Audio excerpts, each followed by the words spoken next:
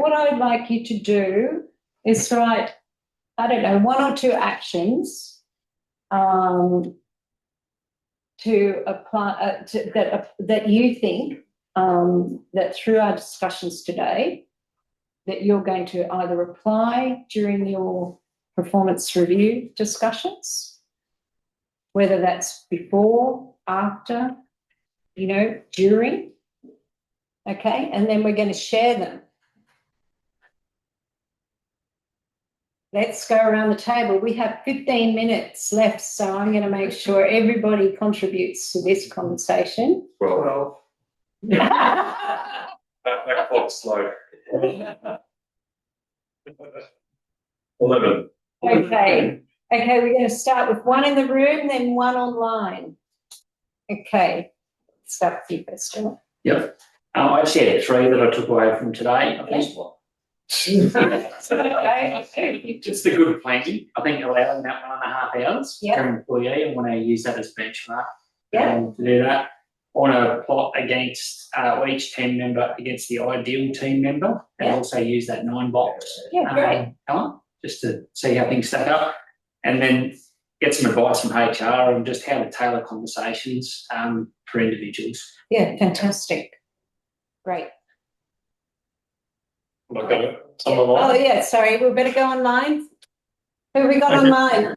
Yeah, I can go. So I also had 3. I had one of the points there was understanding the company role description, so better understanding that as they may differ from my own experience or view. Approaching the reviews with professionalism, so there was a point there, keeping the personal and emotional aspect separate on judgment, or lack of better words. And then pushing forward with the hard conversations to ensure issues are resolved and don't linger. Fantastic. Thank you. Next. Okay, so similar to Giles, just making sure you get prepared early, just to get a really good understanding of the person that we're talking to, and appreciating, I guess, what their job role is, and listening to what they've got to say to get a full understanding, and following up, I guess, afterwards, making sure that anything that we've discussed is put into action and followed through with, and check in, support, etc. Fantastic. Thank you. Online. I'll go next. So review the past data and conversations through PAS, and obviously as part of that also position descriptions. Have a good plan in place and prepare well, and then also review and look at the GVG values against the individual as well, and see how well the individuals are fitting against those. Amazing, thank you. One of the main things for me was making sure to spend the time and preparing well for the annual review. So I only started late last year, so I'm still getting to know my staff, but making sure to look at whatever historical sort of documentation there is, and looking at their position descriptions and how that compares to my experience with them, and just making sure to block some time out in my calendar to make sure that preparation time happens, because based on my past experience, it's always the meetings are coming up and you get distracted with other things, and all of a sudden the meeting's on you, you haven't prepared well. So making sure to really make that a priority. Yeah, I don't think you're alone. that does happen. Yeah, you do have to block it out. You have to put it in your calendar. Yeah, absolutely. Thank you. Online? I'll jump in. So number 1, I'm going to prepare for the meeting. Obviously do a little bit of a self-reflection on the individuals who will be reviewed. The 9-box activity was seemed like a good one, and obviously review the PAS sessions and any data from past reviews. In the meeting, take on the challenging topics with open communication. Obviously, working hard to establish trust and rapport, so you can have a really good, worthwhile discussion around issues, problems, possible solutions, and dig into detail there, and I guess try to motivate and present a positive organizational culture. And that's about it. Wonderful. Thank you. I had plan adequately for each review, spend time reviewing PAS, EH notes, etc. Lead with a positive commentary and make them feel valued, because that's how I would like my review to run. Yes. So, yeah. And I did also block out the diary time and commit. Yeah. Fantastic. It's important. Yeah. Because you won't do it if you don't block it out. That's right. Yeah. Okay, online. I'm happy to jump in. So I'd written down to honour the process, basically prepare well, spend the time to prepare, speak honestly throughout the process, and just another consideration to, while I'm reviewing the reports, sort of reflect on my own management and how that may have influenced the outcomes.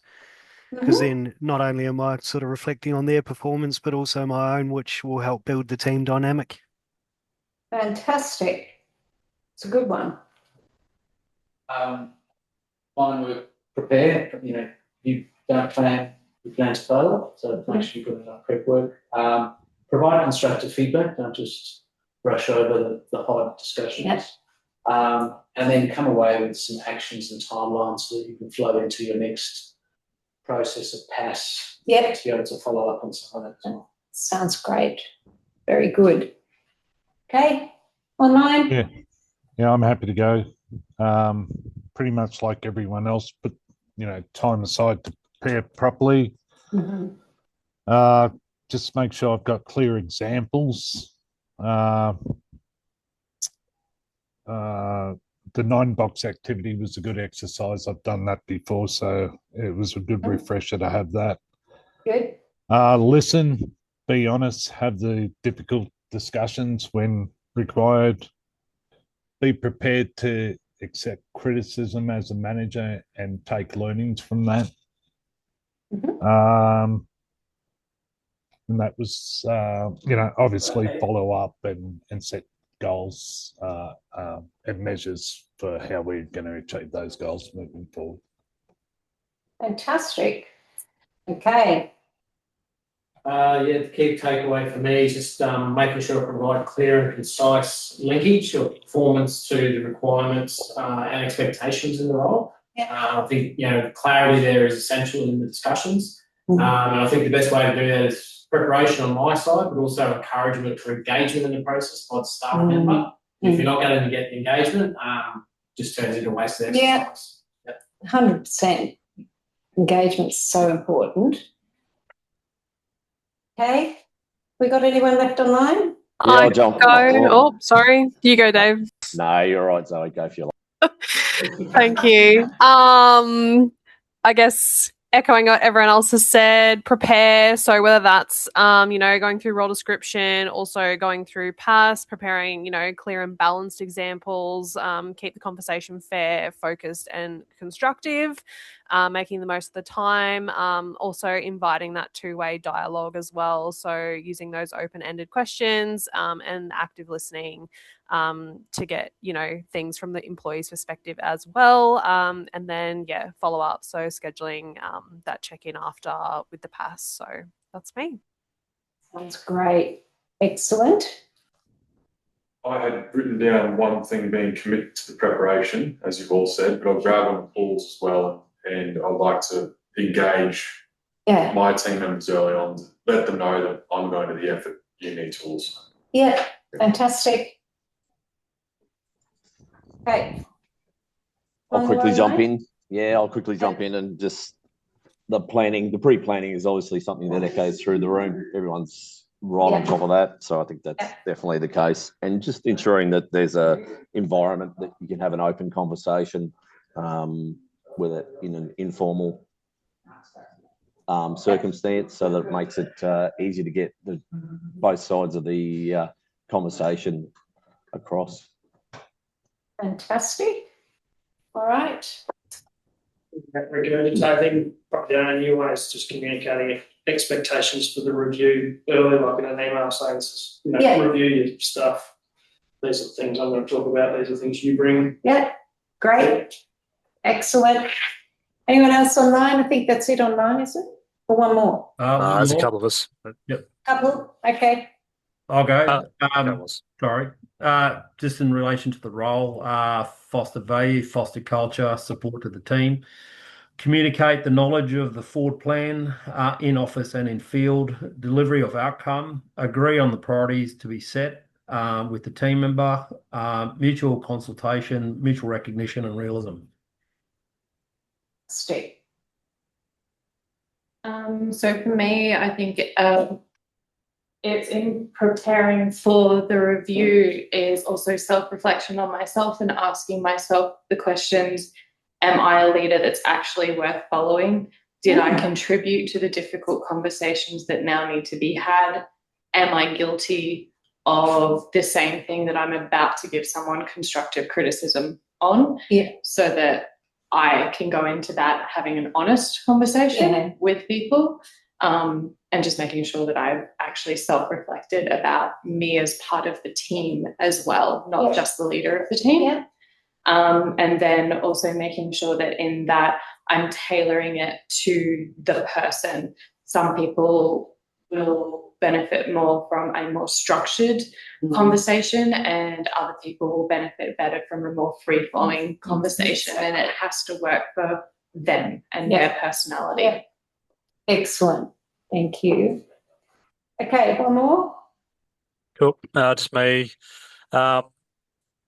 So clear examples, being consistent throughout it, setting realistic expectations. But I suppose just quickly, there's some really good examples from the group in there in regards to self-reflection, holding ourselves to account, and tailoring to the individual. So, yep, good wrap up, guys.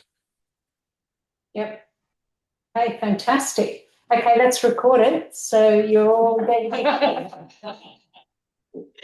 No.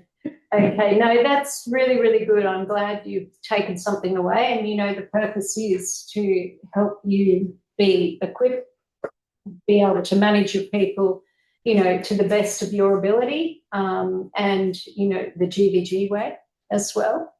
Okay, so just a quick one. So thanks everyone for your time. I know time is precious. So I really appreciate that you've been engaging and really committed to, the process here, which has been great, because, I can deliver, but what you put in is really what it's all about in these sessions, and you've been really good. As I said, the next session is really focusing more around the skills, so it'll be a bit of role play and learning, how to have that difficult conversation. What I would encourage is if you've got any specific, scenarios that you want to, if you go away and have a think about that, bring them to the meeting, and we can work them through and prepare for these discussions. And keep the momentum going. Performance starts with you. Remember that.